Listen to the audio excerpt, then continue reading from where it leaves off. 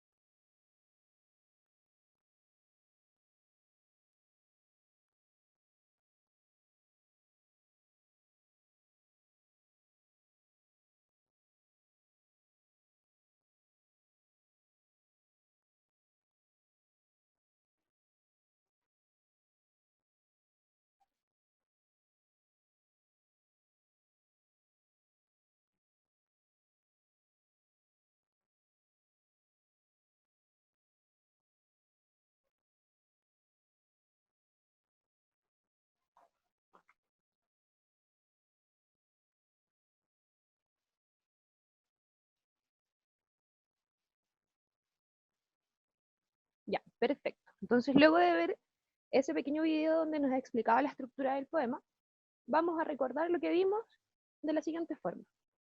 Fíjense muy bien en este mapa. Entonces, nos aparece, primera parte, el poema, ¿ya? El poema y primero la estructura. La estructura del poema es la estrofa y el verso. Más adelante vamos a ver ejemplos de cada uno de estos. Luego, los tipos de rimas, en las cuales podemos encontrar rima consonante y rima asonante y rima libre, ¿ya? Luego, los elementos líricos, que es hablante lírico, objeto lírico, motivo lírico y temple de ánimo. Este mapa es esperable que ustedes lo copien en su cuaderno para que no lo olviden. Por eso acá abajo colocamos escribir en el cuaderno. Perfecto, entonces vamos a comenzar. La estructura del poema, que ya sabemos que es la estrofa y el verso. Acá aparece, fíjense. La estrofa es el conjunto de versos cuya forma se repite a lo largo de un poema, ¿ya?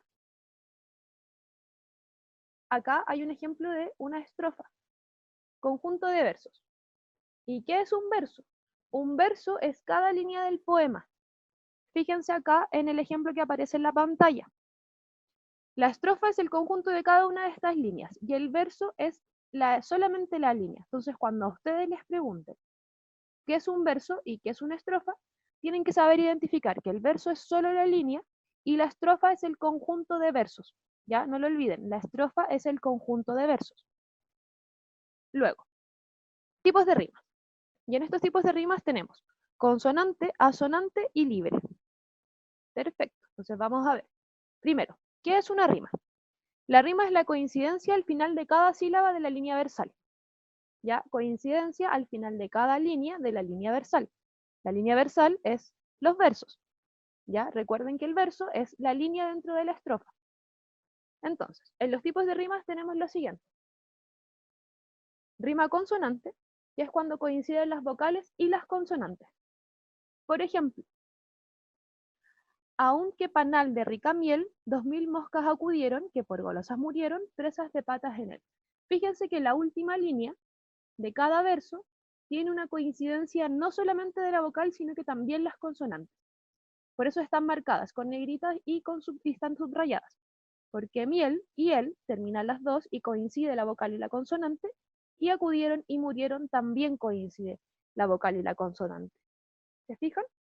Es la E, la R, la O y la N, y abajo también se repite la E, la R, la O y la N. Esas son las rimas consonantes, cuando coincide la vocal y la consonante, no solo la vocal. Y la rima sonante es cuando solo coincide la vocal.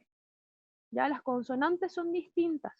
para que no se vayan a equivocar o no se vayan a confundir. La asonante es solo la coincidencia de las vocales, no de las consonantes. Fíjense. Está cogiendo aceituna, la prende por la cintura.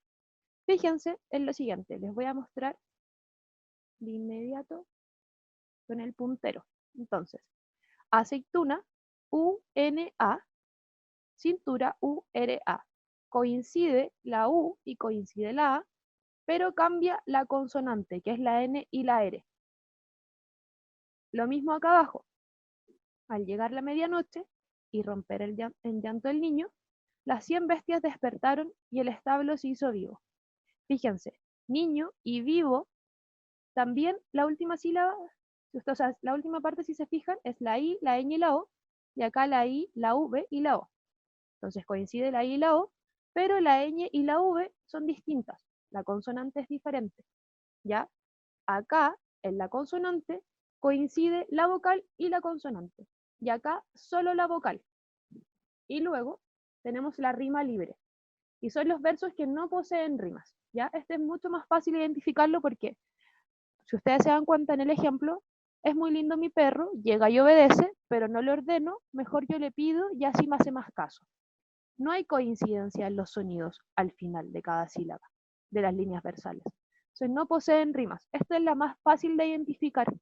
En las otras ustedes tienen que recordar que consonante, vocal y consonante, y asonante, solo vocal, no asonante, o sea, no consonante. Sigamos. Entonces, luego tenemos los elementos del poema. Y en los elementos del poema tenemos hablante lírico, objeto lírico, motivo lírico y temple de ánimo. Ya, partamos. Hablante lírico. Acá esto es muy importante que lo recuerden. Es la voz que habla en el poema, ¿ya? Es la voz que habla en el poema. Niños, niñas, no es el autor del poema. Por ejemplo, les voy a leer el siguiente extracto. Dice, a recorrer me dediqué esta tarde las solitarias calles de mi aldea, acompañado por el buen crepúsculo, que es el único amigo que me queda. Cuando, si les preguntaran quién es el hablante lírico del ejemplo que acabamos de leer, ustedes no pueden, o sea, no van a decir que es Nicanor Parra. Nicanor Parra es el autor, ¿ya? El hablante lírico es la voz que habla en el poema. Y en este caso, el hablante lírico del extracto que acabamos de leer es una persona solitaria, ¿ya? Nos habla de una persona que se dedicó a recorrer esta tarde las solitarias calles de mi aldea, acompañado por el buen crepúsculo, que es el único amigo que me queda, ¿ya? Luego, tenemos el objeto lírico. Y el objeto lírico puede ser una persona, un animal, una cosa, un objeto personificado que le sirve al hablante lírico para expresar su interioridad. Ya es la inspiración. Entonces, en el ejemplo dice, porque es áspera y fea, porque todas sus ramas son grises, yo le tengo piedad a la higuera. El objeto lírico de este extracto es la higuera. En ella se está inspirando para escribir este poema. Luego, tenemos el motivo lírico, que es el tema del que trata la poesía, ¿ya? Hay una diferencia acá entre objeto lírico y motivo lírico. El objeto es la o sea, es la higuera en este caso. Pero acá vamos a ver. Fíjense. La maestra era alegre, pobre mujer herida. Su sonrisa fue un modo de llorar con bondad. Por sobre la sandalia rota y enrojecida, tal sonrisa la insigne flor de su santidad. Se dan cuenta que está hablando en tiempo pasado de que la maestra era alegre. ¿Ya? Su sonrisa fue un modo de llorar con bondad. Por sobre la sandalia rota y enrojecida, tal sonrisa la insigne flor de su santidad. ¿Ya? El motivo lírico de este extracto es la tristeza. Está hablando de una mujer que solía ser alegre, ¿ya? Y que la sonrisa que ella mostraba era un modo de llorar, ¿ya? Un modo de mostrar tristeza, pero de forma bondadosa. Luego, tenemos el temple de ánimo, ¿ya? El temple de ánimo es la emoción o estado de ánimo del poeta expresado por el hablante lírico, que puede ser, a veces nos podemos confundir entre el motivo lírico y el temple de ánimo, porque en ambos nos están pidiendo cuál es la emoción que se está representando y que podemos identificar, ¿ya? Pero el temple de ánimo es el estado de ánimo del poeta expresado por el hablante lírico, ¿ya? Y el motivo lírico es el tema del que trata la poesía. Entonces, fíjense, en el ejemplo, dice, Doña Primavera, viste que es primor, viste el limonero y el naranjo en flor. El temple de ánimo, lo siento, el temple de ánimo de este extracto que acabamos de leer es la alegría. Nos está hablando de la primavera. Viste que es primor, ¿ya? Primor es una cosa hermosa. Viste el limonero y el naranjo en flor. Nos está hablando de cuando los árboles comienzan a florecer. Ya, luego de la explicación, en la parte final, recuerden que había una actividad en la cual ustedes tenían que analizar un poema de Gabriela Mistral. Antes de comenzar con la actividad, nosotros les colocamos un pequeño extracto sobre quién es Gabriela Mistral. Entonces, lo vamos a leer. Lucila Godoy Alcayaga, más conocida como Gabriela Mistral, nació el 7 de abril de 1889 en Vicuña. Vicuña queda en Serena, en la cuarta región. Fue poeta, diplomática y pedagoga chilena, una de las figuras más importantes de Latinoamérica. Ganó el Premio Nobel de Literatura el año 1945 y falleció en Nueva York el 10 de enero de 1956. Ya, entonces, comencemos. Yo les voy a leer el poema a continuación para realizar el análisis. Doña Primavera. Doña Primavera, viste que es primor, viste el limonero y el naranjo en flor. Lleva por sandalias unas anchas hojas y por caravanas unas fucsias rojas. Salida a encontrarla por esos caminos, va loca de soles y loca de trinos. Doña Primavera, de aliento fecundo, se ríe de todas las penas del mundo. No cree al que le hable de las vidas ruines, cómo va a toparlas entre los jazmines, cómo va a encontrarlas junto de las fuentes de espejos dorados y cantos ardientes. De la tierra enferma, de las pardas grietas, enciende rosales de rojas piruetas. Pone sus encajes, prende sus verduras, en la piedra triste de las sepulturas. Doña Primavera, de manos gloriosas, haz que por la vida derramemos rosas, rosas de alegría, rosas de perdón, rosas de cariño y de exultación. Perfecto. Entonces, luego de la lectura del poema, teníamos que responder la siguiente información en nuestro cuaderno. Ya, recuerden que es importante que ustedes copien este tipo de actividades en sus cuadernos para que no olviden la información. Y lo ideal era que compartieran las respuestas en la dirección del blog que aparece aquí arriba, ¿ya? Que es un blog que preparamos específicamente para los sextos con el profesor Joseph. Entonces, dice, según lo visto anteriormente, completa la tabla. Nos está preguntando que, ¿cuál es el hablante lírico del poema que vimos antes? ¿Ya? El hablante lírico es la voz que habla en el poema. Recuérdenlo, no es el autor, porque si nos llegamos a confundir, podríamos colocar en el hablante lírico que es Gabriela Mistral, pero Gabriela Mistral es la autora de nuestro poema, es la poetisa. El hablante lírico de este poema y tampoco es Doña Primavera, porque no se está hablando de Doña Primavera. ¿Ya? El hablante lírico en este caso es una persona alegre o una persona esperanzada por la llegada de la primavera. Ese es nuestro hablante lírico. Esa es la voz de nuestro poema. Luego, en objeto lírico. Recuerden que el objeto lírico es la inspiración, ¿ya? Es la inspiración poética. Es lo que le sirve al hablante para expresar su interioridad. En este caso, nuestro hablante lírico sería, perdón, no nuestro hablante lírico, nuestro objeto lírico sería la primavera, porque el poema se trata sobre la primavera. Luego, nos está pidiendo el temple de ánimo. Recuerden que el temple de ánimo es la emoción o estado de ánimo del poeta expresado por el hablante lírico. En este caso, nuestro temple de ánimo es la alegría, ¿ya? Ese es nuestro temple de ánimo, porque la persona que, el hablante lírico del poema, es alguien que está enumerando las diferentes cualidades que tiene la primavera,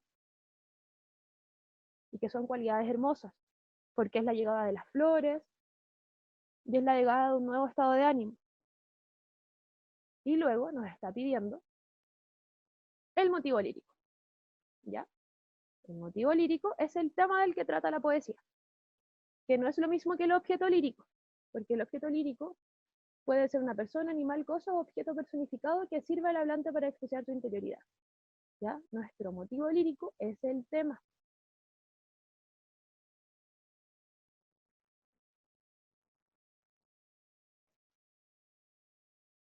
Y ahora sí, me había Entonces, el motivo lírico de nuestro poema, que podríamos confundirnos con el objeto lírico, que es la primavera, nuestro motivo lírico es, también puede ser alegría, ¿ya?